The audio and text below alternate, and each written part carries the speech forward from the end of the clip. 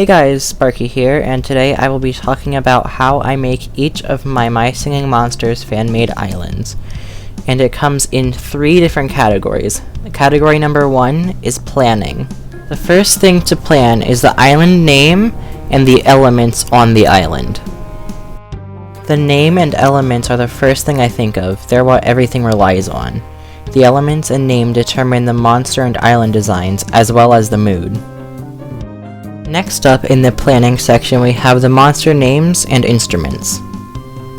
There needs to be enough of each type of instrument, vocal, instrumental, and percussion, in a song for it to sound good. The instrument, theme, and elements are important for naming a monster. Puns work best. Finally, for the planning stage, we have the mood of the island. This part is very important for the next category. The mood of a song is how it makes you feel. The next category is creating.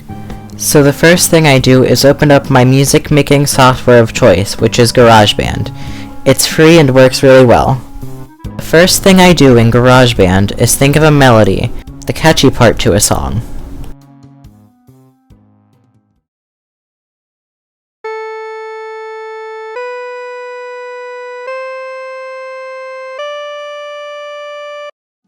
Next, I make the bass line.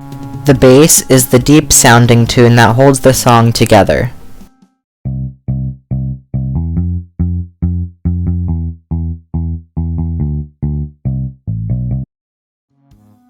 From there, I just make the rest of the song. It's important to experiment in this stage. Keep in mind that the song needs to keep with the mood previously established. Sometimes I need to get a sound from the Composer app, and sometimes I need to use BandLab to fill in any other missing sounds, so this is where I do that. That wraps up the music making process. Now we're on to the drawing process. The app I use to draw is Ibis Paint X. I use this app for so many things, including an upcoming trailer, this video, and, as you know now, my Singing Monsters videos.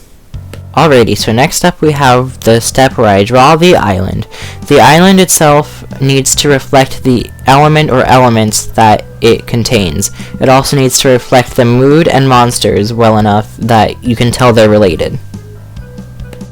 Once the island itself is drawn, I work on drawing the monsters. I start off with some simple concept art sketches, and then I choose one that I like for each monster.